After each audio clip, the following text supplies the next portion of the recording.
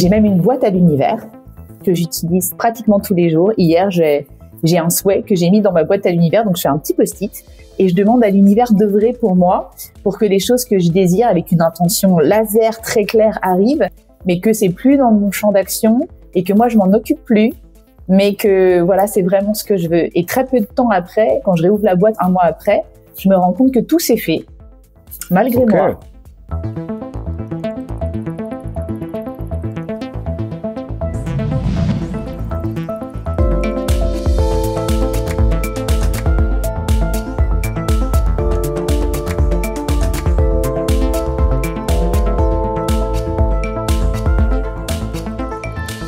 Salut les curieuses, salut les curieux. Aujourd'hui, j'ai la chance d'avoir rendez-vous avec Sandrine Larive, femme, coach, youtubeuse, praticienne en hypnose, en PNL, spécialisée dans l'accompagnement des femmes atypiques, pourvue d'une puissante et haute sensibilité, curieuse de l'humain et de ses fonctionnements, passionnée de neurosciences, toujours en recherche de sens, d'astuces et de clarté, multipotentielle, mais également HPI.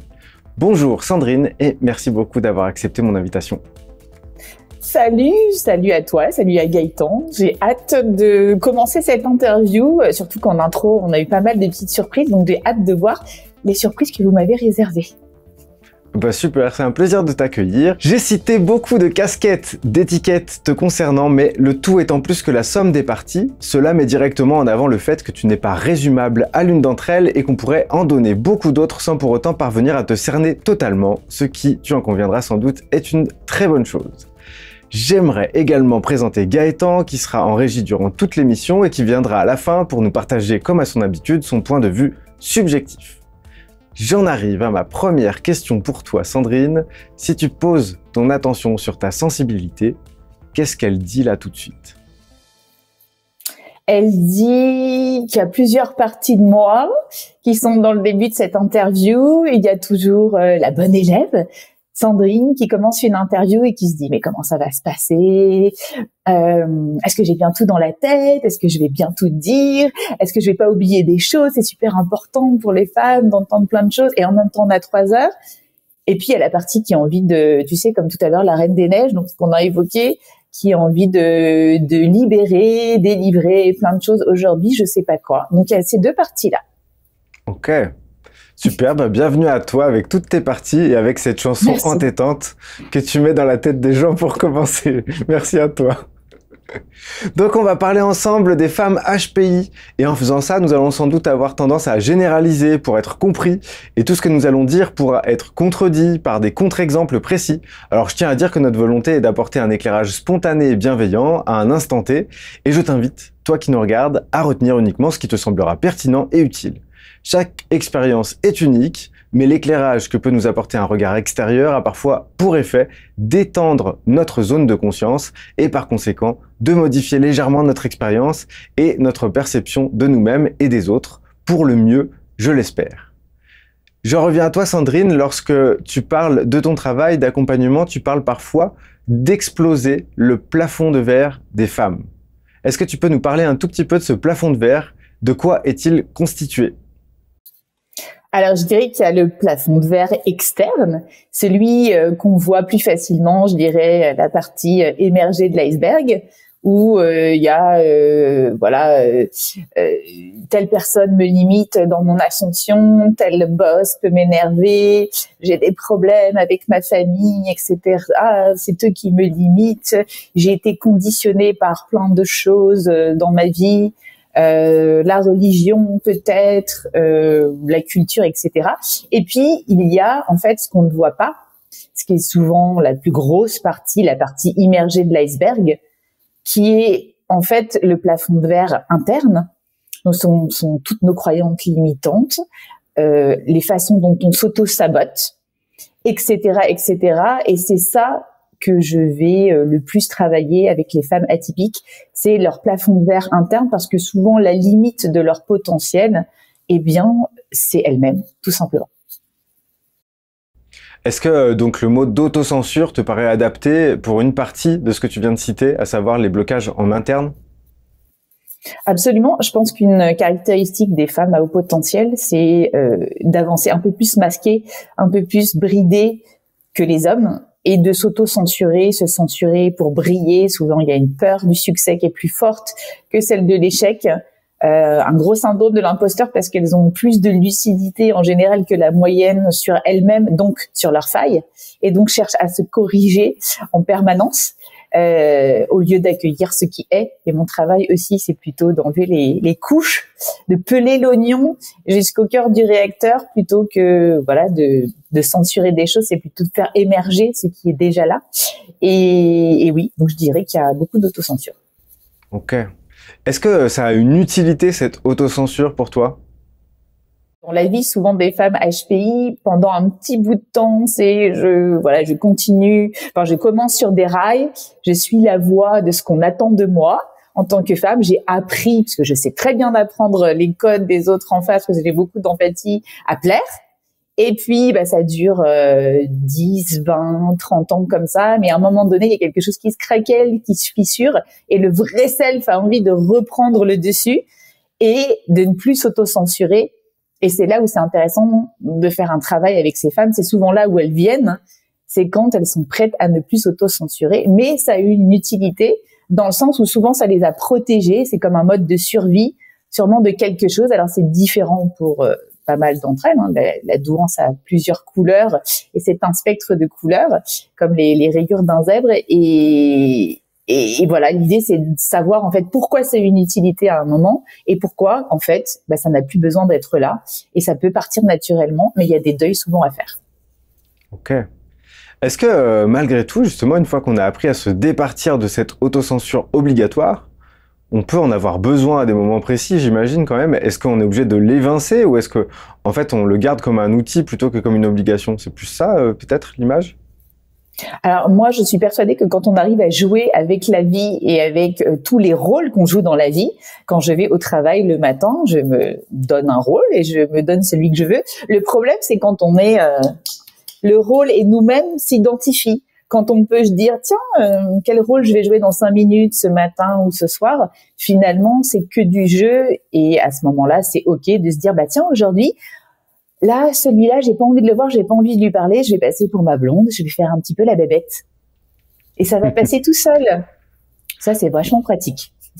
Ouais, là, ça met du pouvoir, en fait, sur ce que tu décides, la facette avec laquelle tu décides de te présenter, parce que c'est plus fun pour toi. C'est beaucoup plus fun. Et des fois, je vais peut-être passer pour la nana super intelligente parce que je vais mettre plein de mots, plein de trucs, mais en même temps, ça sera aussi volontaire pour peut-être perdre les gens et puis que ça passe aussi plus rapidement.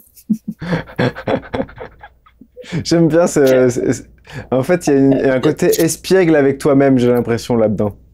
Oui, beaucoup. Je trouve que c'est super important de cultiver son enfant intérieur. Et moi, maintenant, j'aspire à montrer plein de facettes. Mon yin et mon yang, je pense on en reparlera aussi beaucoup dans cette interview, les polarités internes. Et j'ai beaucoup montré un type de polarité plutôt yang pendant toute la première partie de ma vie. Et là, j'ai envie de jouer avec tout plein de Sandrine, en fait. Trop chouette. Je me réjouis de ça. Pour ma part, j'ai l'impression que ce qui revient beaucoup pour les femmes surdouées, c'est d'être électrocutées par beaucoup d'injonctions contradictoires en interne, par exemple d'être dotées d'une hyper-adaptabilité, doublée d'une dissonance avec la plupart des contextes. Est-ce qu'on pourrait dire que les femmes HPI ont tendance à confondre leur réceptivité aux besoins des autres et leurs besoins propres, comme si le distinguo entre percevoir et ressentir n'était pas vraiment défini? Je pense qu'il n'est pas forcément défini au début de leur vie. Moi, j'ai un petit exemple aussi que je retrouvais tout à l'heure. J'ai recherché beaucoup de choses chez mes parents de mon enfance que j'avais un petit peu, je pense, zappé, oublié, peut-être inconsciemment, volontairement. Mais je regardais un des bulletins que j'avais donc en CE2 avec Madame Sylvestre. Il y avait marqué très bonne élève, mais très bavarde. Donc, ça a été tout le CE2. À chaque trimestre, j'ai reçu ça et j'avais une honte phénoménale de ramener ce genre de bulletin à ma mère. Donc, je me suis dit, j'ai compris ce qu'on m'a dit, je vais faire en sorte de plus être bavarde. Résultat CM1, Madame Durand, très bien à l'écrit, mais inexistante à l'oral, dommage. Pendant toute l'année de CM1. Et donc, je me suis dit, mais c'est pas possible. Là, c'était trop. Là, c'est pas assez. Je comprends pas. Mais c'est là aussi où, à un moment donné dans ma vie, j'ai commencé à rentrer on va dire dans le rail, et à me dire, je crois que je vais essayer de rester juste au milieu, de pas faire de vagues. Et c'est là où j'ai commencé à me suradapter, puisque je me suis dit, ça va pas, ça va pas. Donc, on va toujours essayer d'être dans un entre-deux pour, voilà, s'inhiber un petit peu, se cacher, pas faire de vagues. Et c'est souvent le cas des femmes surdouées qui, voilà, n'osent pas montrer leur singularité parce que c'est associé à ça va pas aller à un moment donné, c'est pas assez ou c'est trop selon les contextes, comme tu disais. Ouais. Il y a aussi le côté bulldozer. Donc du coup, c'est un petit peu ce que tu disais en termes de si tu as envie de parler, tu parles. Il y a le côté bulldozer qui vient encore complexifier l'ensemble. Donc tu connais toi ce côté bulldozer chez toi? Oui, je pense que ça a été pendant une bonne partie de ma vie ce côté qu'on retrouve chez les femmes surdouées avec un yang parfois tout puissant. Et donc c'est toujours l'idée de jongler entre voilà cette idée de toute puissance et d'impuissance qui est aussi difficile pour les femmes surdouées, et de trouver cette juste mesure, cette juste puissance. Et ça, c'est mon boulot, de révéler cette juste puissance. Et moi, pendant un bon bout de temps, j'étais aussi le bulldozer au bureau qui faisait passer les choses en force. Et j'acceptais pas forcément une partie de ma sensibilité, de mon humanité, de ma féminité, etc. Et je pense qu'aujourd'hui, je l'accueille beaucoup plus, ce qui fait que mes polarités internes sont beaucoup plus équilibrées et me permettent aussi de jongler en fonction des contextes un petit peu mieux et ne pas forcément utiliser toujours ce même truc de passer en force. J'ai l'impression, tu vas me dire comment c'est pour toi dans ton vécu et puis dans les personnes que tu croises dans tes accompagnements, il y a chez la femme HPI une possibilité de ne pas savoir faire la différence entre son hyperadaptabilité et son bulldozer qui peut sortir n'importe quand, ou alors tu es consciente de quand tu sors le bulldozer? Je dirais qu'au début, t'en es pas consciente. Et après, quand tu prends une métaposition et que tu commences à t'observer, pour moi, l'observation, elle est une partie très importante de mes coachings. On passe souvent un bon bout de temps au début où je leur demande des phases d'observation par rapport à leur comportement, pouvoir prendre de la hauteur.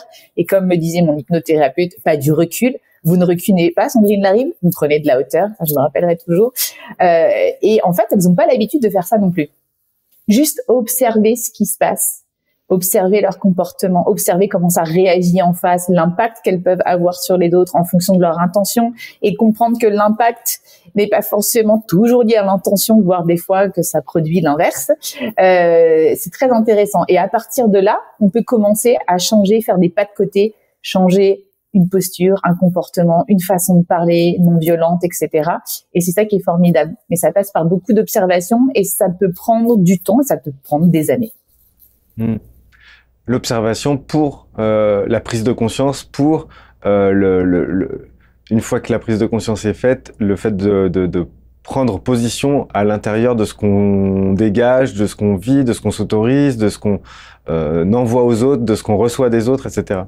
C'est ça. Et puis, c'est aussi évidemment observer et comprendre ses besoins fondamentaux. La plupart de ces femmes n'ont pas appris à écouter leurs besoins fondamentaux, donc ne posent pas de limites, donc se retrouvent souvent avec des personnes toxiques, enfin en tout cas avec le biais des personnes évidemment qui consultent, mais les gens qui vont bien, je peut-être pas en parler beaucoup aujourd'hui, mais donc il y a ça aussi. Donc ça c'est fondamental aussi, c'est de comprendre en fait que si on n'exprime pas nos besoins, l'autre n'a pas une pensée magique en face, donc ne peut pas les comprendre et ne peut pas donc non plus s'adapter à notre sensibilité. Ouais, merci pour ça. Je pense que c'est bien qu'on ait cet échange-là parce que même moi, ça va m'apprendre des choses. Parce que à titre personnel, ça va t'étonner. Je vis avec une femme atypique, comme c'est bizarre.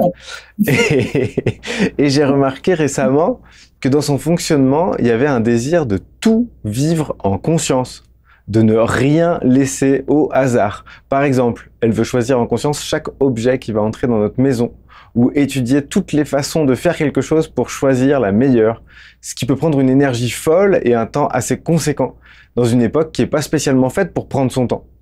Est-ce que tu connais ce besoin chez toi et si oui, comment tu le vis ? Alors oui, je le connais aussi, ce besoin d'être perfectionniste et de faire, parce qu'il y a beaucoup de faire quand même dans ce que j'entends, donc de ne pas laisser venir, de ne pas laisser faire les choses. C'est ça aussi être en conscience, et là j'entends beaucoup d'interventionnisme d'une certaine manière, à choisir, etc.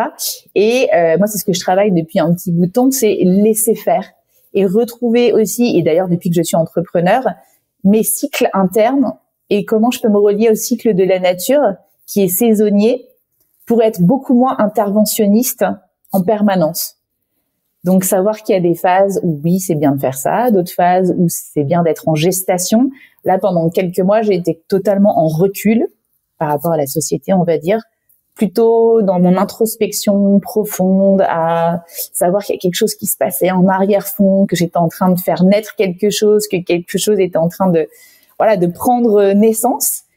Et du coup, à ce moment-là, de moins intervenir autour, parce que je sais que si j'interviens trop, ça va me faire du mal et que ce truc-là, il a besoin que je sois au calme et voilà, je sois pas trop éparpillée à m'occuper de plein de choses à la maison ou à l'extérieur, etc.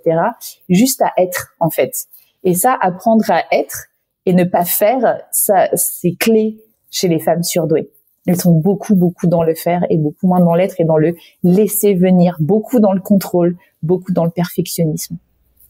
Bah là, on touche encore à une dimension un peu plus grande dans ce que je t'expose, puisque en voulant très bien faire, finalement, il n'y a pas beaucoup d'actions qui sont possibles, puisque chaque action nécessite un temps de réflexion et un temps pour s'assurer que c'est vraiment ce qu'il faut faire, ce qu'il faut choisir. Parce qu'il y a une sorte de forme de responsabilité avec ce choix. Je te donne un exemple, j'avais pas prévu de faire ça, mais je te donne un exemple qui a eu lieu hier. Hier, on est dans un magasin, elle se dit, je vais prendre une petite lampe, et il y a plein de lampes, c'est le même modèle. Mais elle sait qu'il y en a une qui sera mieux que les autres. Et donc, moi, à ce moment-là, je m'en vais. Je pars. Je la laisse choisir parce que je sais elle sait ça, et qu'elle est prête à se farcir tout le rayon, peut-être 30, 40 lampes, pour choisir celle qu'elle préfère. Pour au final revalider son choix de départ, c'est ça que tu veux dire? Ben non, mais pour dire, il y a un rayon avec la même lampe, mais comme il va y avoir des micro-différences est-ce qu'elle est bien finie, est-ce qu'elle a été poquée quand elle a été transportée, etc. Elle va choisir la plus jolie. Donc en fait, elle a envie de s'offrir le meilleur, moi j'ai l'impression. Mais par contre, elle arrive limite à se faire du mal avec le fait de vouloir s'offrir le meilleur. Ce qui me paraît être une contradiction assez spécifique, atypique quand même, j'ai l'impression. Oui, et je pense que les petites filles sont exactement pareilles surdouées. Elles ont beaucoup de mal à choisir et beaucoup plus de mal que les garçons, de peur de mal faire et de peur d'être jugées aussi. Moi, j'ai l'histoire aussi d'une lampe là que j'ai choisie. J'ai envie de dire, je l'ai achetée en kit, c'est-à-dire que je l'ai vue dans une boutique et c'est une lampe art déco magnifique, mais le prix me gênait un petit peu. J'avais peur de m'offrir quelque chose d'une telle valeur. Et donc, j'ai fait mon enquêtrice et j'ai harcelé le monsieur dans la boutique qui a fini par me dire que le pied était un pied Tiffany d'origine, la lampe était une lampe qu'il a fait fabriquer à Annecy, que potentiellement, il pourrait me donner le nom de la femme qui l'a fait fabriquer. Donc, moi, ni une ni deux, j'ai appelé et résultat, j'ai exactement la même lampe pour 5 fois moins de prix, mais ça a pris 3 mois. J'ai dû aller à Annecy, machin, faire des allers-retours, etc. pour avoir la plus belle lampe du monde. Mais ce qui est assez marrant, c'est qu'une fois cette quête effectuée et le plaisir de l'avoir, tu te rends compte qu'après, du coup, en fait, c'est fini. Le plaisir, il était dans le processus. Bon, tu l'as, t'es super content, etc. Mais pas longtemps après, il y a une autre quête de quelque chose qui se remet en marche pour éviter l'ennui aussi. Donc, en fait, ça peut paraître peut-être pour les autres pénible à l'extérieur ou l'impression qu'on souffre quand on fait ça. Mais en fait, le plaisir, souvent, est dans le processus du choix. Il est douloureux à la fois parce qu'on a peur de mal faire, peur de ne pas bien choisir. Et en même temps, c'est le paradoxe. Eh bien, c'est d'une complexité folle de bien choisir. Et en fait, ça nous fait du bien. Donc, comme tu dis, faut nous laisser. Non, mais c'est ça. Oui, parce que effectivement, dans mon ressenti à moi, si tu veux, c'est la fonctionnalité qui va primer sur l'esthétisme, par exemple. Mais là, il faut pour elle que ça soit un tout en fait. Il y a une histoire il faut que ce soit un tout. Ça me rappelle aussi ma discussion avec le vendeur de la Fnac quand j'ai choisi mon Mac. Il s'arrachait les cheveux en train de me dire « Mais vous voulez pas regarder les fonctionnalités, vous voulez pas regarder ça, ça et ça ?» Et je lui disais « Mais moi, j'en veux un qui est comme ça, d'accord, mais j'en veux un doré. » Il me dit « Mais ça n'existe pas. » Je lui dis « Mais oui, mais moi, comment je fais ?» Donc, à la fin, j'ai choisi celui qui était doré avec les moins bonnes fonctionnalités. Il était dingue. Il ne comprenait pas, en fait. Donc oui, on veut tout. Et du coup, justement, comment c'est pour toi maintenant, aujourd'hui, ce processus de vouloir tout? Comment il a évolué celui-ci? Parce que j'ai l'impression que c'est comme s'il était là depuis le début, d'après ce que tu me dis. Mais juste, il a changé au fur et à mesure du temps. Quelle trajectoire pour ce désir de tout avoir te concernant? Comment tu pourrais me résumer la vie de ça? Eh bien, justement, au lieu de, comme je disais tout à l'heure, de passer en force et en tant que bonne multipotentielle de tout vouloir tout de suite, par conséquent, je me suis dit qu'il y avait peut-être d'autres moyens et surtout, j'ai appris en faisant. Je suis très test and learn. Je me suis rendu compte aussi avec l'entrepreneuriat que j'avais besoin de changer ce mode de fonctionnement de tout de suite et de séquencer, surtout dans le temps. Et de changer mon rapport au temps, enfin de changer de point de vue, etc. Et d'imaginer aussi avoir confiance en la vie, chose peut-être que j'avais pas. J'avais confiance de plus en plus en moi, confiance aux autres, mais pas forcément confiance dans le fait que la vie pouvait œuvrer aussi pour moi. Et j'avais pas cette croyance-là, et aujourd'hui cette croyance, on peut y croire ou pas, elle me sert beaucoup. Donc j'ai une petite croyance en l'univers, et j'ai même une boîte à l'univers que j'utilise pratiquement tous les jours. Hier, j'ai un souhait que j'ai mis dans ma boîte à l'univers, donc je fais un petit post-it et je demande à l'univers d'œuvrer pour moi, pour que les choses que je désire avec une intention laser très claire arrivent, mais que c'est plus dans mon champ d'action et que moi je m'en occupe plus, mais que voilà, c'est vraiment ce que je veux. Et très peu de temps après, quand je réouvre la boîte un mois après, je me rends compte que tout s'est fait, malgré moi, mais je me fais plus de soucis pour ces choses-là. Ça, c'est ma super technique pour pas me soucier des choses, et ça marche relativement bien, et je le transmets aussi à mes clientes. C'est un petit peu un gimmick, c'est une astuce, mais ça permet de lâcher prise pour quelqu'un qui est beaucoup dans le mental. C'est je sais ce que je veux, mais je lâche sur la conclusion, sur ce qui va se passer, et je laisse faire ce qui doit être fait. Ouais. J'en profite pour saluer l'univers s'il nous regarde. Merci à lui de correspondre à la plupart des souhaits que tu fais dans sa direction. Et puis c'est une bonne astuce. Et puis certains lui donneront un autre nom à cette entité, etc. Mais je trouve que voilà, si on me parle des trois piliers de la confiance en soi, les autres et la vie, en tout cas pour la confiance dans la vie, bah ça m'a vachement. Ouais, c'est simple et ça paraît être un bon outil. Donc, si toi qui nous regardes, ça te dit, je t'invite à continuer cette interview en construisant une boîte à l'univers. Comme ça, on joint l'utile et l'agréable. Exactement. Est-ce que tu aurais des conseils à donner, du coup, pour apprivoiser la frustration quand on est une femme HPI hautement sensible? C'est presque la même question, mais pas exactement. Est-ce qu'il y a des choses qui te viennent qui ne sont pas ce que tu as dit dans la réponse précédente, pour la frustration? C'est un exemple de frustration auquel tu penses? Après coup, on réalise que on aurait pu mieux faire, savoir un truc qui nous a échappé, que donc on n'a pas été à la hauteur de la situation dans le perfectionnisme qui est le nôtre. Donc on a une preuve qu'on n'a pas bien fait. Et là, la frustration, elle est énorme. Parce que elle explose à l'intérieur.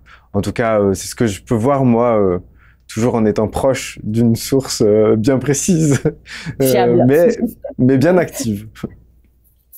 Ouais, je pense aussi, tu sais, à la frustration après les bilans douance ou les tests de QI, mais si j'avais tout ce potentiel, alors j'ai gâché ma vie, c'est très frustrant, je peux pas revenir en arrière aussi, etc. Et c'est d'accepter aussi toutes les parts de nous. On en a beaucoup parlé dans notre interview, accepter la lumière et l'ombre, accepter toutes les paradoxes à l'intérieur de nous, accepter toutes les versions de nous, celle qui a été, elles ont toutes été utiles pour être la personne que je suis maintenant. Et c'est ça, en fait, c'est arriver à aller plus haut en métaposition et englober dans une unité, en fait, tout ce qu'on est et même cette personne frustrée là et se dire oui, j'accueille. Je suis frustrée, je suis en colère. C'est les cycles des émotions aussi. Je laisse passer, je décharge. Ça va passer comme un nuage.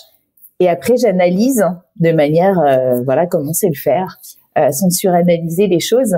Et on finit par trouver des solutions. Mais c'est vraiment accepter aussi la frustration. Ouais. Et l'accueillir.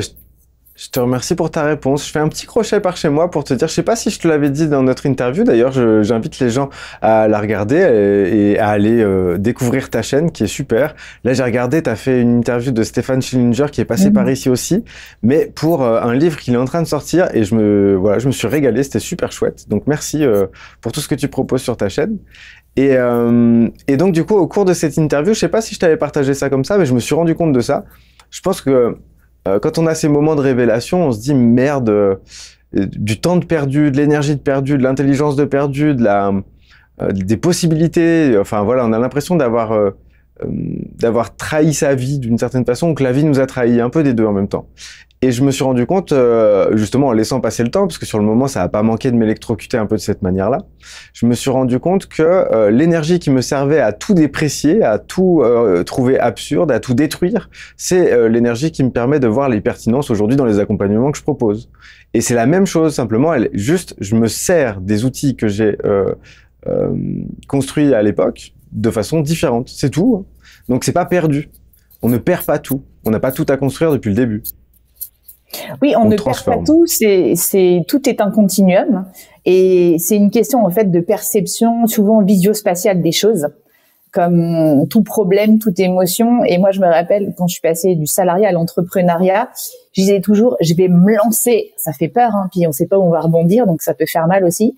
Je vais passer de ça à ça. C'était noir ou blanc, et ça a été pendant un bon bout de temps ma némésis.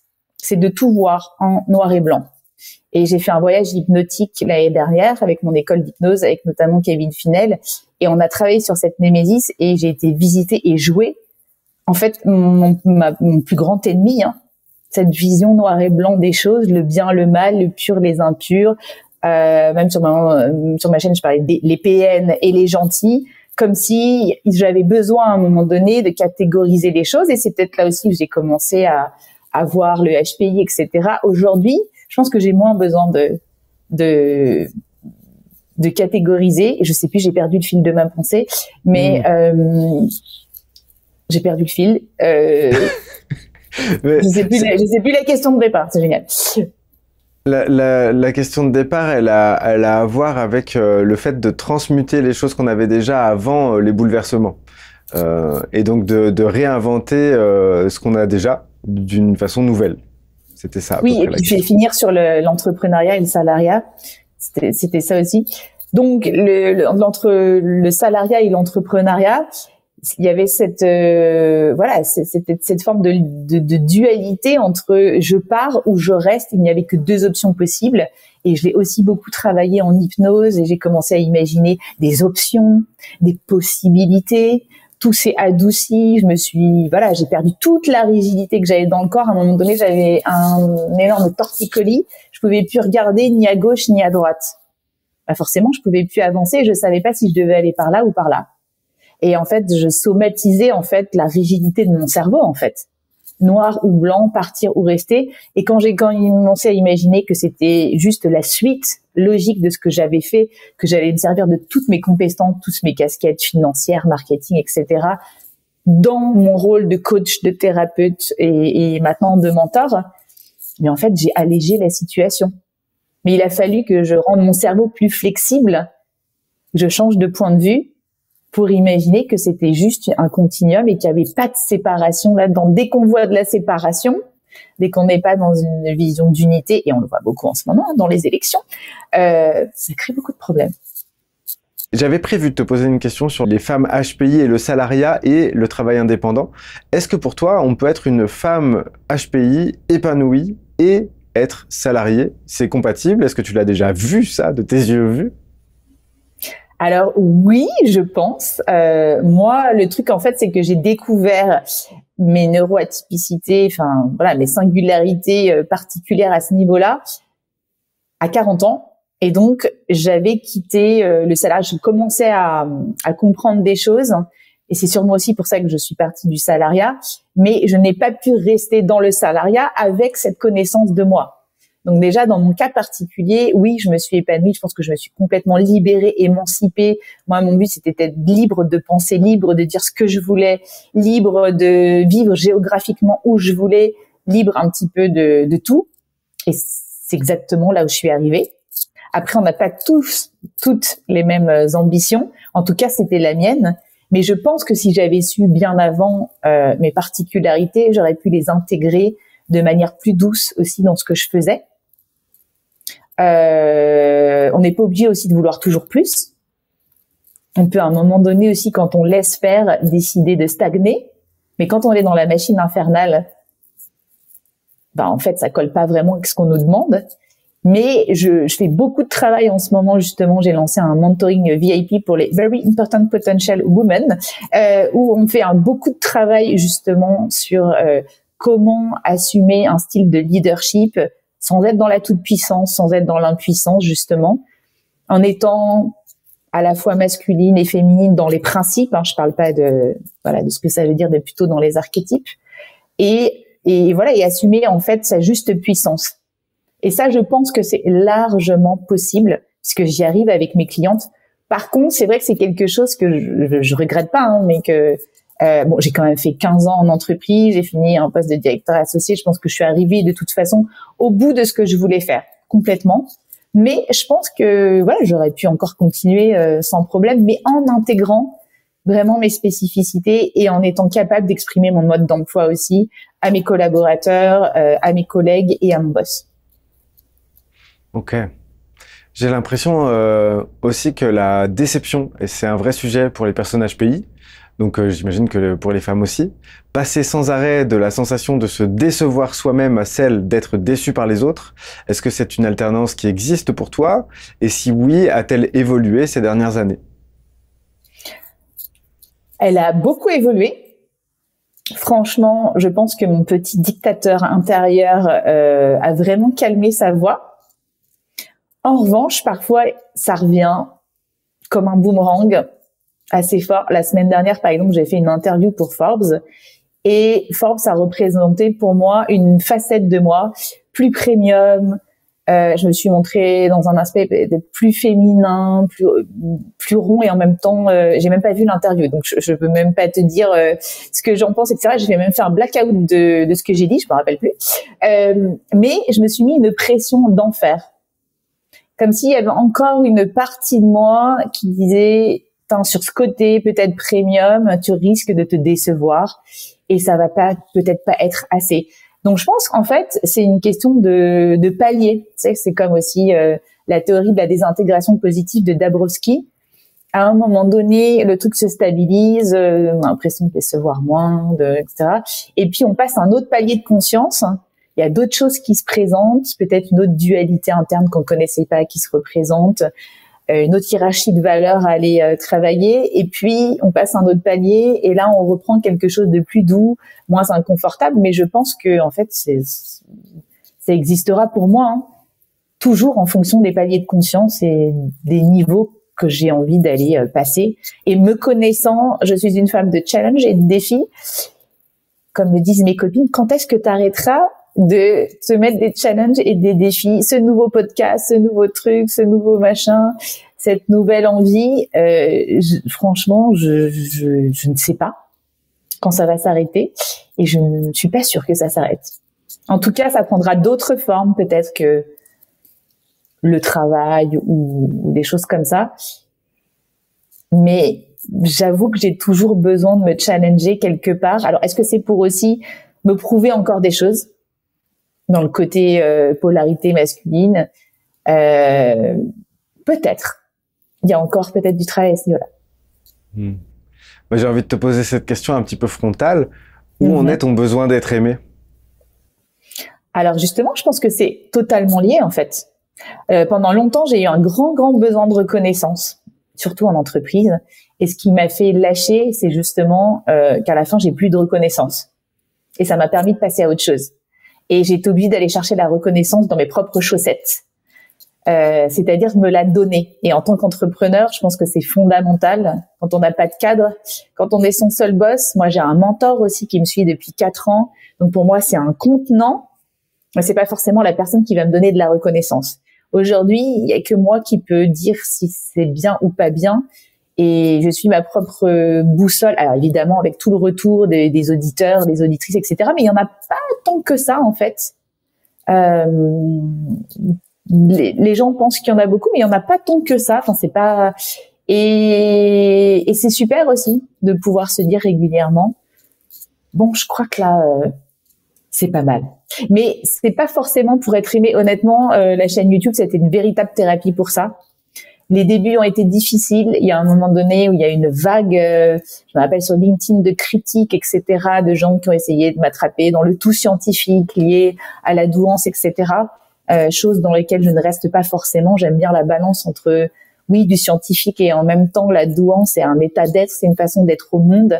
Et pour moi, c'est plus important de parler de ça que d'en revenir au QI, qui est une forme d'intelligence parmi les autres.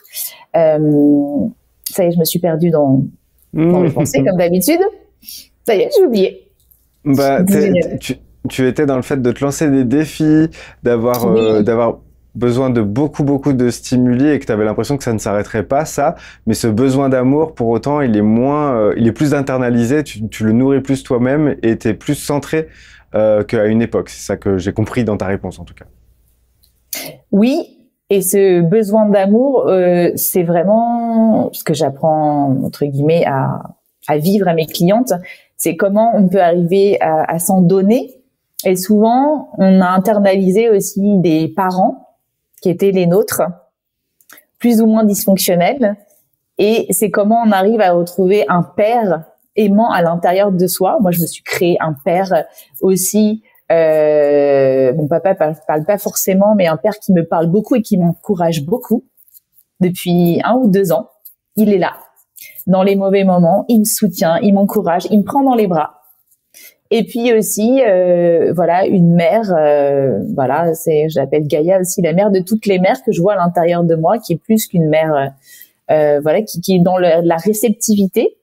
Et voilà, j'essaye quand il y a quelque chose d'équilibré par ça, en fait. Mais maintenant, c'est à l'intérieur de moi et c'est pas forcément des voix difficiles. Ce sont des voix maintenant douces et encourageantes, on va dire. J'ai l'impression que dans beaucoup de tes réponses, puisque là, on a la création d'un père à l'intérieur de toi, d'une mère également, tu lui donnes un nom, tu échanges avec ces entités, il y a la boîte à l'univers aussi. J'ai l'impression que finalement, il y a une prise en charge de ton propre récit, petit à petit. C'est comme si tu avais intégré le fait qu'au lieu de subir le récit qui vient de l'extérieur te taper sur la carcasse, dire bah non, c'est moi qui vais raconter l'histoire. Je me trompe ? Oui, c'est une façon de revoir mon récit, de ne pas m'identifier forcément à ce que j'ai pu être avant ou ce que l'extérieur m'a envoyé, et si tu veux, de faire allier avec toutes ces parts de moi, d'être en collaboration et non plus en conflit interne. Parce que c'est ça aussi. Souvent, ce qui va pas quand on se contracte, et les contractions sont nécessaires, c'est souvent des conflits internes. Et c'est ce fameux aussi noir ou blanc dont je te parlais la dernière fois. Donc, quand c'est comme ça, j'essaye toujours d'avoir un dialogue interne entre toutes les parties de moi. Ça, c'est quelque chose que j'ai appris à faire en auto-hypnose ou en hypnose tout court et que je fais beaucoup avec mes clients. C'est que parfois, souvent, il y a des voix qui crient. Au début, elles murmurent, on les entend pas, elles crient. Et en fait, on a juste besoin de prendre le temps de s'asseoir et de les écouter. Et ça, je le fais beaucoup. J'ai l'impression, plus je travaille sur les étiquettes et leurs différents éclairages, plus j'ai envie de presque en rajouter en disant, c'est les 3 étapes que j'ai fait au départ de ma chaîne, en fait, en disant, il y a les étiquettes en dormance, les étiquettes révélées et les étiquettes digérées. et que c'est pas du tout la même chose, alors qu'il s'agit du même potentiel au départ, ou des mêmes caractéristiques, ou tu vois, il y a quelque chose de différent quand on ne sait pas qu'on est dépositaire, puis quand on l'apprend, puis quand on s'en distancie et qu'on n'a plus besoin de s'identifier au fait de venir de le trouver. Ça te va, ça? Oui, c'était un petit peu comme tu vois, les 4 phases de la douance que j'avais identifiées au début. C'est un petit peu comme les 4 phases des montées en compétences. Je ne sais pas que je ne sais pas. C'est un petit peu la phase d'ignorance. Après, c'est je sais que je ne sais pas, la révélation. Je sais que je sais, l'intégration. Et puis, je regardais ce que je l'avais là. Je ne sais plus que je sais. Je l'ai complètement intégré, l'alignement et l'étiquette. En fait, j'y pense même plus. Mais elle a été nécessaire pour moi pour arriver là. Et je peux pas renier là où je suis. Et d'ailleurs, c'est intéressant parce que avec mon mentor, à chaque fois que je tiens à refaire des vidéos de découverte, donc quand on passe de l'ignorance à la révélation, et je me rends compte que j'oublie. Donc régulièrement, je dois me repencher dans ma biographie pour savoir en fait, et à travers mes clientes aussi qui me le rappellent, mais qu'est-ce que je ressentais en fait quand j'étais en phase 1. Parce qu'en fait, quand on a intégré beaucoup de choses et que c'est devenu partie de notre fonctionnement et qu'on n'en a plus peur et que on en parle à tout le monde, du coup, on oublie. Donc parfois, pour revenir à des vidéos intéressantes, pour les gens qui m'écoutent, qui le découvrent, j'ai plus de mal.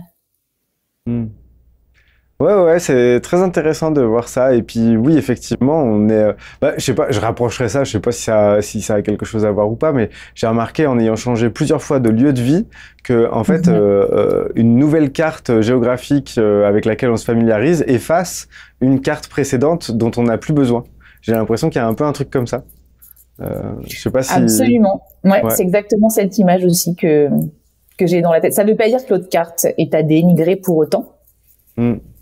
Si j'avais su plus tôt, non. En fait, ça vient toujours au bon moment quand on est prêt. Je pense qu'une prise de conscience, c'est juste un voile qui se lève, et le voile ne se lève que quand on est prêt. Est-ce que selon toi, donc dans ton expérience, est-ce qu'il existe un effet cocktail au fait d'être femme, hypersensible et HPI, voire peut-être d'autres étiquettes que je ne connais pas de toi? Est-ce que tu peux nous parler de l'effet cocktail d'avoir différentes étiquettes qui se rencontrent, dont celle de femme, d'hypersensible et d'HPI? Alors, j'aimais bien le discours de Fabrice Michaud aussi là-dessus, qui disait femme plus HPI plus potentiellement, je sais pas, autre chose comme la couleur, tu vois, une sexualité différente, etc. Parfois, c'est triple ou quadruple peine, parce que en fait, c'est aussi le côté, c'est pas la somme en fait. Du tout qui compte, c'est comment chacune s'agrège à l'autre.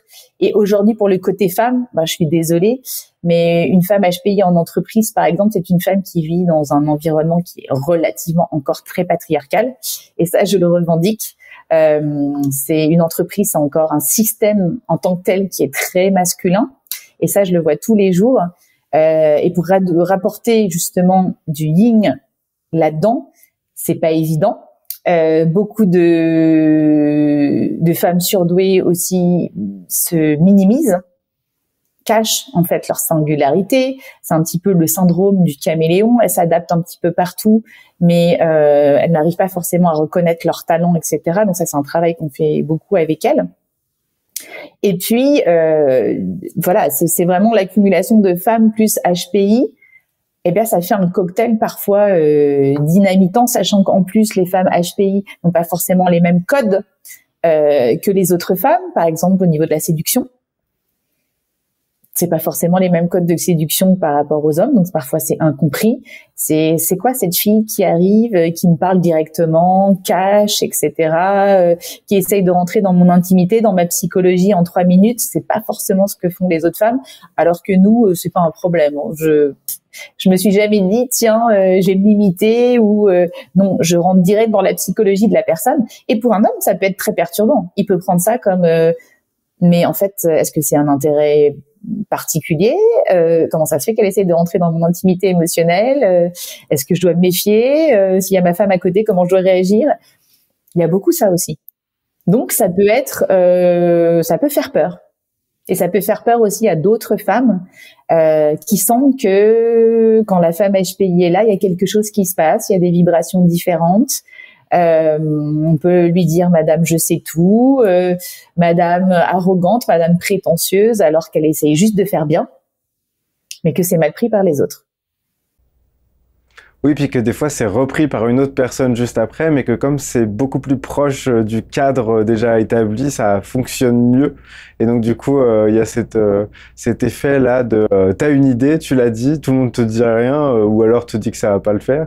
Et puis il y a une autre personne qui va dire exactement la même chose, mais comme il le dit depuis l'intérieur du groupe, ça sonne mieux. Et c'est plus accepté, et c'est même célébré à des moments. Et ça frustre la femme HPI qui a pas mal d'idées, qui s'en fait souvent piquer parce que elle n'arrive pas forcément à embarquer les autres, elle prend pas le temps, donc elle dévoile tout, son idée, etc. Au lieu d'embarquer au fur et à mesure et de faire accepter cette idée dans le temps. Mais souvent le temps est une urgence pour la femme HPI. Beaucoup d'impatience. Est-ce que tu veux nous développer un petit peu cet aspect d'impatience ou... Ça revient, enfin, complexité, urgence, intensité. C'est vraiment le QI, dont je parle tout le temps, celui des petits oiseaux et pas celui QI. Et l'impatience, c'est aussi une forme parfois de toute puissance. J'ai tellement envie que ça arrive, je sais tellement comment ça marche, j'ai tellement vu la faille que je suis obligée de le dire tout de suite. Je peux pas le garder en moi. Et bien sûr que les autres vont l'accepter, bien sûr que c'est logique, mais c'est pas logique pour les autres. Et puis il y a une question de rythmique, c'est-à-dire que si nous ça nous paraît logique que tout le monde prenne conscience de quelque chose, les personnes n'ont pas à suivre notre programme de prise de conscience personnelle pour le leur. Et donc du coup, je sais pas comment expliquer ça, mais il y a quelque chose de l'ordre des fois de la volonté de faire prendre conscience de façon brutale et obligatoire de certaines choses que les gens n'ont simplement pas envie de prendre en considération parce que c'est pas leur truc et c'est pas leur priorité du moment, et voire même ça peut être vraiment brutal en fait à certains moments d'arriver comme ça avec son envie de faire évoluer l'autre malgré lui. Absolument. Et d'ailleurs, j'ai retrouvé aussi, je l'ai amené parce que franchement, j'ai beaucoup ri. J'ai retrouvé, alors je crois que c'était 2002. Juin 2002, j'étais dans une agence qui faisait des animations commerciales parce que j'aimais ça, et puis j'ai adoré tout ce qui était grande distribution alimentaire. Donc j'ai fait pour gagner de l'argent de poche, je faisais des petits stages. Et je crois que c'est quelque chose parce qu'à l'époque je me bridais, que j'ai pas envoyé l'objet de ma lettre en bonne lanceuse d'alerte. Ça s'appelait dysfonctionnement. Je tiens par ce courrier à mettre à jour les dysfonctionnements que j'ai pu observer depuis que je suis animatrice chez vous, afin d'améliorer les conditions dans lesquelles travaillent toutes les animatrices et vos prestations. Nombreuses sont les animations, le magasin n'a pas prévu la présence d'une animatrice, ce que je pense nuit à notre travail. Je constate aussi un manque d'organisation lors des briefs. Je pense notamment au brief du temps à telle heure. Pour les produits temps, nous n'étions que 4, je n'ai pas eu ça. À la fin, je finis par ailleurs, j'attends toujours le remboursement des achats que j'ai effectués pour l'animation du temps à hauteur de 2,30 €. Ce n'est qu'une lettre comme ça où je dénonce tout ce qui ne va pas. Et 2002, j'étais pas bien vieille. Et quand je l'ai relu, j'ai dit, oh, mon Dieu, mais c'était moi, ça. Et j'ai eu beaucoup de compassion pour cette version-là, et je me souvenais plus que je voyais tout ça, en fait. Et je pense qu'après, je l'ai tué parce que je pense que ma mère, elle a pas été envoyée. Je pense qu'on m'a dit qu'il fallait pas envoyer ce genre de truc. Donc après, j'ai gardé ça pour moi. Mais j'étais déjà comme ça à l'époque. Donc, et je me disais, mais comment ils auraient pu recevoir ça? Et ils auraient dû se dire, mais elle est complètement folle. C'était tellement abrupt, tellement, et en même temps mignon, mais, et puis je suis là, et puis je pinaille sur 2,30 € à l'époque, pour moi c'était beaucoup. Adorable. Puis même il y a un désir d'exactitude, même si c'est que 2,30 €, c'est une question de principe. C'est une question de principe. Donc là c'est le sens de l'injustice, tout y est. Ouais. Merci d'avoir partagé ça, c'est hyper concret, donc ça fait du bien, justement, c'est frais. Oui. C'est frais, et ça me donne envie de te dire, tu te dis que tu as beaucoup de compassion pour celle qui a envoyé cette lettre. Si tu poses ton attention sur elle, tu voudrais lui dire quoi, par exemple? Tu pourrais lui dire quoi? Ah, mais j'ai envie de lui dire qu'elle est géniale. Quand je l'ai vue, honnêtement, ça m'a fait vraiment un gros baume au cœur, parce que je pensais pas qu'à cet âge-là, j'étais comme ça. Je crois me souvenir, et je le dis à tout le monde, et là, c'est le récit que je répète, que j'étais la petite fille sage, etc. Mais quand je vois ça, je me dis que pas forcément, en fait. Oui, peut-être que je l'exprimais pas, mais qu'à l'intérieur, en fait, ça a toujours bouillonné. Et j'ai toujours voulu dénoncer des choses qui ne me convenaient pas, des injustices, etc. Alors aujourd'hui, j'ai le loisir de le faire sur une chaîne comme ça, sur la mienne, sur ta chaîne, etc. À l'époque, c'était à la mesure de ce que je pouvais faire. Mais je me dis, c'est génial, c'était déjà en moi. Donc le fait d'avoir redécouvert cette partie de moi, je dis bravo, en fait.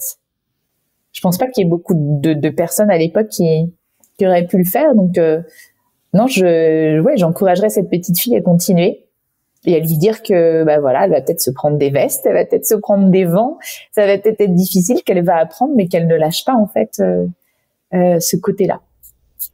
Ok, super.